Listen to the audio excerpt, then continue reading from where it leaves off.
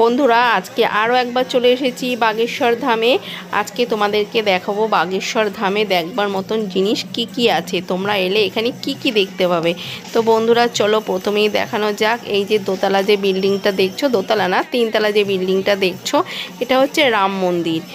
আগে ধীরেন্দ্র কৃষ্ণ শাস্ত্রী মহাশয় এখানে দরবার লাগাতেন, এখন অন্য জায়গায় দরবার লাগান।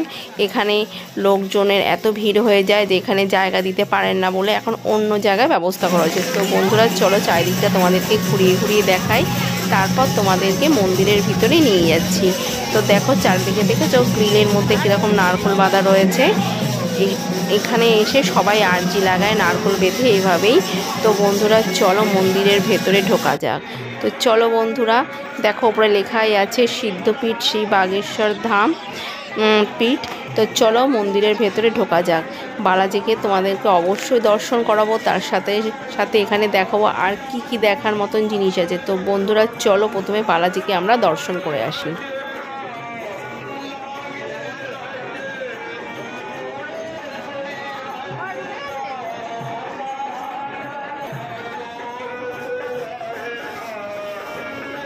দুপুরের সময় বলে বন্ধুরা মন্দিরটা ফাঁকা আছে, নয়তো অন্য সময় অর্থাৎ সকাল আর সন্ধ্যের সময় খুব ভিড় হয়। বিশেষ করে শনি মঙ্গলবার যখন আরতি হয় না বন্ধুরা, তখন তো ভেতরে ঢোকাই যায় না।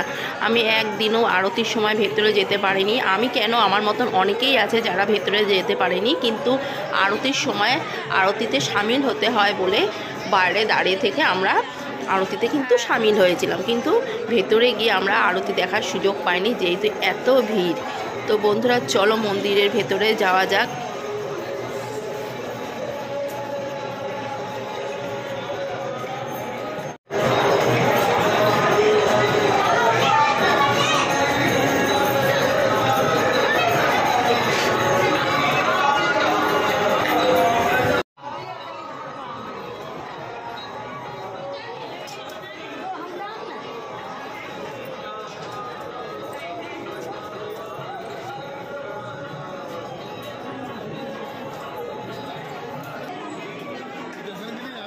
তো দেখো বন্ধুরা ভিড় ঠেলে অবশেষে মন্দিরের ভিতরে প্রবেশ করে গেছি। এই দেখো এখানে সবাই বসে হনুমান চল্লিশা পাঠ করছে। এখানে তোমরাও ইচ্ছা করলে বসে হনুমান চল্লিশা পাঠ করতে পারো। এখানে বসেই সবাই হনুমান চল্লিশা পাঠ করে। আর এই দেখো আমাদের বালাজি, যে বালাজিকে দেখার জন্য আমি এত দূর থেকে ছুটে ছুটে যাই। আমার প্রিয় বালাজি, আমি যাকে কিনা বাবুজি হিসেবে মেনেছি। তা এই দেখো আমার বাবুজি বা বালাজি, তোমরা যাই বলো না কেন, আমার পরম প্রিয়। তো বন্ধুরা চলো তোমাদেরকে মন্দিরটা ভালো করে দেখাই। মন্দিরে কিন্তু ফটো তুলতে দেয় না। দেখো এখানে লেখাও রয়েছে সাইডে, তোমরা দেখতেই পাচ্ছ হিন্দিতে লেখাই রয়েছে, কিন্তু আমি রিকোয়েস্ট করে ওনাদেরকে বলে আমি ছবি তুলেছি। তো দেখো বন্ধুরা, আর চারিদিকে দেখেছো কিভাবে নারকল ঝুলছে। এখানে সবাই আরজি বেঁধে নারকল ঝুলিয়ে যায়। আর এই যে দেখছো যে একটা মূর্তি বয়স্ক লোকের, ইনি কে বলো তো? ইনি হচ্ছেন ধীরেন্দ্র কৃষ্ণ শাস্ত্রী মহাশয়ের দাদাজি। আর এই সোজা যে একটা কাচের বক্স মতো দেখালাম, ওখানে রয়েছে শিব ঠাকুরের মূর্তি। আর দেখো আমার মা প্রণাম করে বেরিয়ে আসছে। আর মন্দিরটাকে তোমাদেরকে আরও একবার দূর থেকে দেখাচ্ছি। দেখো লাইটে কি সুন্দর সেজে উঠেছে, কত সুন্দর লাগছে। আর এই যে দানপেটি দেখছো, এখানে সবাই দান করে, যার যা ইচ্ছা তাই।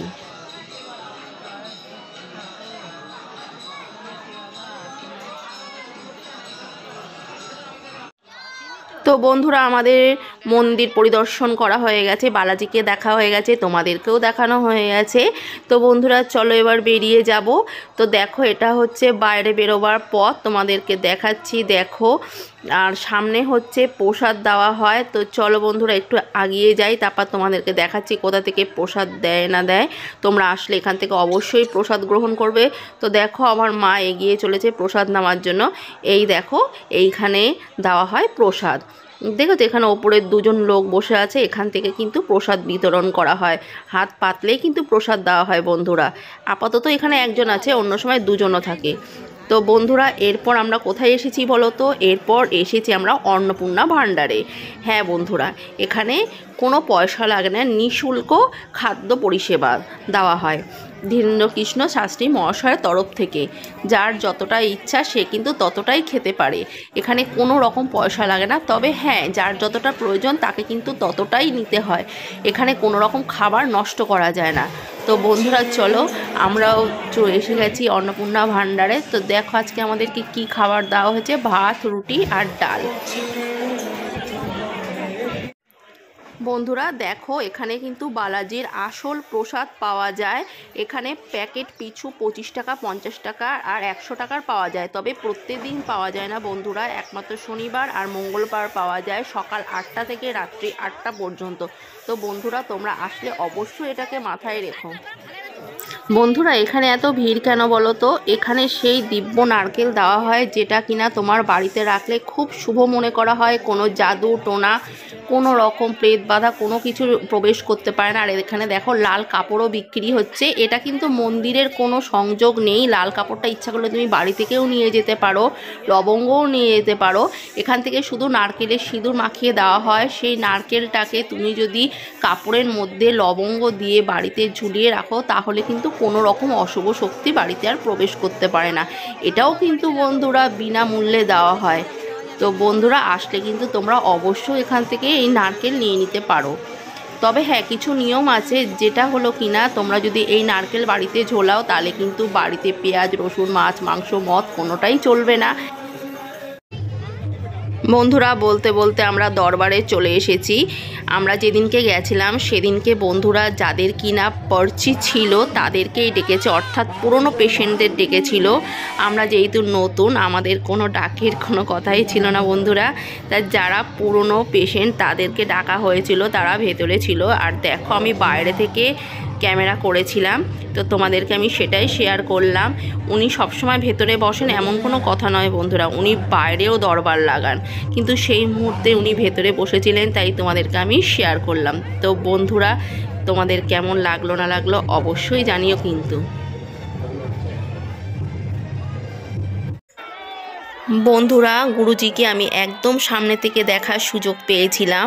আমি মন্দিরেই আসছিলাম দর্শন করার জন্য, সেই মুহূর্তে খবর হলো যে গুরুজি পুরনো যে রাম দরবারটা তোমাদেরকে দেখালাম আগে, গুরুজি যেখানে বসতো তার ওপরেই কিন্তু উনি বিশ্রাম নিচ্ছিলেন। ওখানে ওনার নিজের ঘর রয়েছে, তা উনি সেদিনকে ওখানে বিশ্রাম নিচ্ছিলেন। তা সেই মুহূর্তে খবর পাওয়া মাত্রই দেখো চারিদিকে ভিড় হয়ে গেছিলো। তা আমিও সেই ভিড়ের মধ্যে দাঁড়িয়ে পড়েছিলাম। তারপরে দেখি হঠাৎ গুরুজি নেমে আসছে। আমার সৌভাগ্য যে ওনাকে আমি একদম সামনে থেকে দেখতে পেয়েছিলাম। আর উনি সেদিনকে নিজে হাতে বিভূতি বিতরণ করছিল, যেটা কিনা আমি নিজে হাতে পেয়েছিলাম। আমি পেয়ে সত্যিই ধন্য হয়ে গেছি, আমার আনন্দের সীমা নেই। আমার আশা সার্থক হয়েছে, আমি যে কারণে এসেছিলাম। তো বন্ধুরা তোমাদেরকে সেই দৃশ্য একটুখানি দেখাচ্ছি, না দেখিয়ে পারছি না বন্ধুরা। আমার যেটা ভালো লাগে, যাতে আমি সন্তুষ্টি পাই, সেটা আমি তোমাদেরকে অবশ্যই শেয়ার করি। তো বন্ধুরা আমি সেই দৃশ্যটাই তোমাদেরকে দেখাচ্ছি, যে গুরুজিকে আমি সামনে থেকে দেখার সুযোগ পেয়েছি। হ্যাঁ, বিভূতিটা যে হাতে পেয়েছিলাম সেটা আমি তোমাদেরকে শেয়ার করতে পারছি না, তার কারণ এত ভিড় আমি নিজে দাঁড়াতে পারছিলাম না। তাই জন্য আমি সেই মুহূর্তে ক্যামেরাটা বন্ধ করে দিয়েছিলাম। তা আমার সেই সৌভাগ্য হয়েছে যে আমি ওনার হাত থেকে বিভূতি পেয়েছিলাম। তো বন্ধুরা দেখো আমাদের গুরুজি এসে গেছে, তো আমার পরম পূজ্য গুরুজি।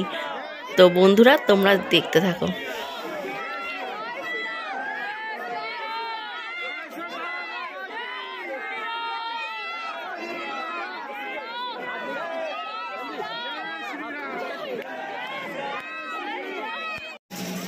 তো বন্ধুরা তোমরা বাগেশ্বর এলে কি কি দেখতে পাবে বলতে পারবে? ঠিক আছে বন্ধুরা, আমি আরেকবার তোমাদেরকে বলে দিচ্ছি। বালাজির মন্দিরে বালাজিকে তো অবশ্যই দেখতে পাবে, তাছাড়া অন্নপূর্ণা ভাণ্ডার আছে, ভাণ্ডার দেখতেও পাবে, সেখানে খেতেও পারবে।